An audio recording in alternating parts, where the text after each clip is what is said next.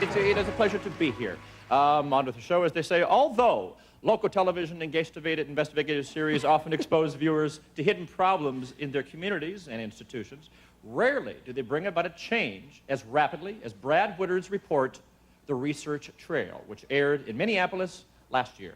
His exposure of the means by which some animals were acquired for medical research stirred so much public concern that the University of Minnesota announced an end to buying lab animals from these disreputable sources. Yeah, absolutely.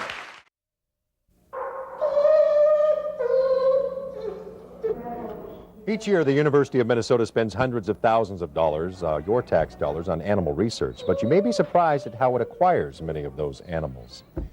The university's reputation as a medical research facility is world-renowned. And many of its medical breakthroughs have been linked to research on dogs. The way the university gets certain dogs for research is regulated by the government. But KARE 11 News has spent the past several months investigating that system. Reporter Brad Woodard and photojournalist Ron Stover went undercover to follow the trail of research dogs. What they found may anger you. The University of Minnesota says animal research is vital to what it boasts is one of the most significant research programs in the country. Last year alone, the university used more than 130,000 animals for biomedical research, 90% of them rodents. That is the mucus lining the stomach. Alternative methods, such as computer models, are being used increasingly as well. But when it comes to organ transplantation or heart surgery, the university says there's no substitute. The lion's share of those procedures are performed on dogs. I would say anywhere from 800 to 1,000 dogs per year are used here. And a lot of the research has to do with transplantation. This is a world center of transplantation. The subject of animal research invariably provokes strong emotions. The purpose of this story, however, is not to delve into the ethical debate surrounding the issue, but rather how some of the animals used in research are acquired. The University of Minnesota, like research facilities across the country, buys most of its dogs and cats from USDA licensed dealers, known as Class B dealers. But where do the dealers get them? Our search for an answer led us all the way to the backwoods of Missouri. You'll find them on any given weekend in small towns like Poplar Bluff, as our hidden camera did, flea markets or gun and dog auctions. Some hunting enthusiasts come here to trade and buy coon hounds or to get rid of them when they're no longer performing. For Class B dealer C.C. Baird, it's one-stop shopping. You buying or selling? Buying. Buying? Mm-hmm. What kind of dogs are you looking for? Oh, I buy laboratory dogs. Really? I buy just, some cool stuff, basically. How much you pay? Man, today I have paid anywhere from $5 to $25. Oh, really? It works out well. It takes a lot of junk out of the community that would be brought to the shop, killed on the highway. It is sometimes painful to watch as dogs are turned over to the dealers. It's almost as though they sense what awaits them. They don't know where they're at. They're used to being around people that are somewhat kind to them. And all of a sudden, they're hungry, they're lonely, they're scared. You don't want to go in. They're nervous, they don't know what's going on, and they're around aggressive dogs. Although the University of Minnesota says it doesn't purchase dogs acquired at auctions, an auction in Joplin, Missouri is exactly where we found one of its major suppliers, Clifford Waterbury. You get hold of some of them old farm cats, man, they'll claw you to pieces. They work with them back feet, With his son, who holds the USDA license, Waterbury annually supplies the University of Minnesota with roughly half of the 1,000 research dogs it purchases from Class B dealers. He also transports them to research facilities as far away as California. So how many dogs can you fit in this? Oh, I'm 4 to hold. 4 to hold? Yep. 4 to hold, that's all I'm We watched as Waterbury made a delivery to the University of Minnesota. The university pays as much as $200 for dogs Waterbury bought for as little as $35. When told Waterbury was purchasing animals from auctions, this is how the university responded. The fact that our dealers may still trade, buy, purchase, sell animals at auction, you know, is a fact that I can do nothing about. I've asked them and gotten in writing from them that they will not supply us animals that they have purchased at auction. I have a little trouble with kennel calls, but I think you will where you handle as many dogs as we do. We also visited Waterbury's kennel in Jamesport, Missouri, where he spoke freely of violations. Till day before yesterday, we had too damn many dogs in them pens. We took out 20-some head out of them. Did you really? Yeah, and if they'd have caught us, USDA catches 2 12-dog pens, all I'm allowed in there. How many did you have? Oh, shit.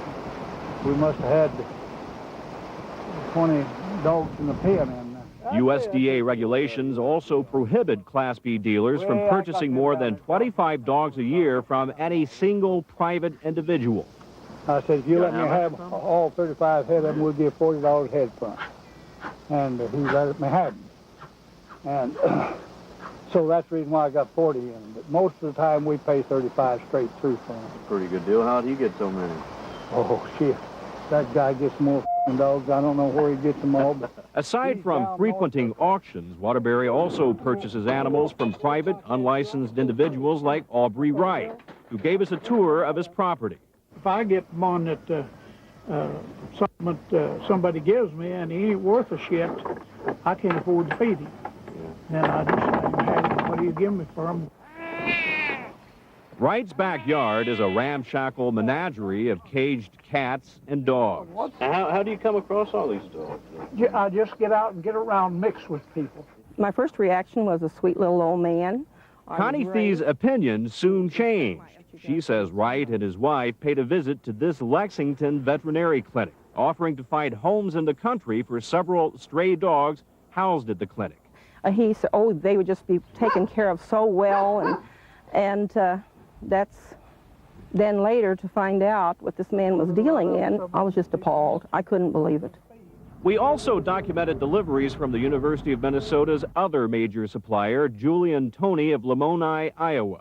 Although the university states it will not do business with dealers who have significant deficiencies in their operations, after one inspection, the USDA cited Toney for deplorable conditions at his kennel, among them dead animals left to rot among the live ones.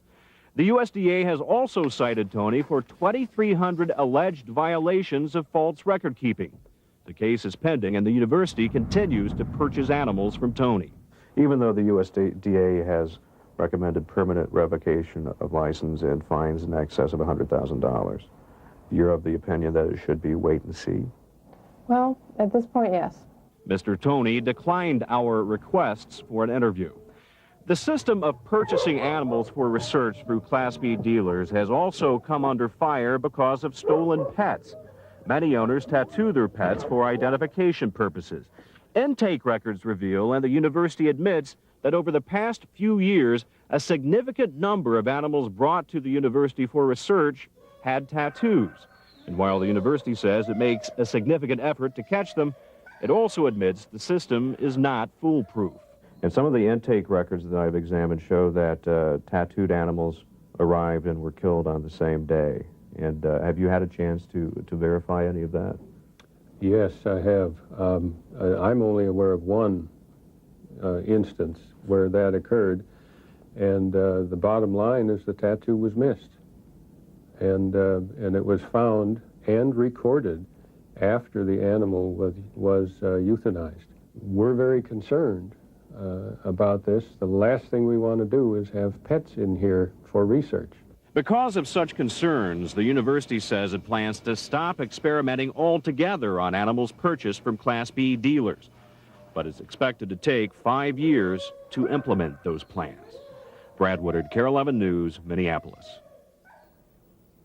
The plans include eventually purchasing all research dogs from Class A dealers. Those animals are specifically bred for the purpose of research, but cost twice as much. Also, the university says it has knowingly experimented on dogs with tattoos, but only after trying to find the dog's owner through the National Dog Registry or through the dealer. Here to accept from Minneapolis, producer and reporter Brad Woodard. Brad.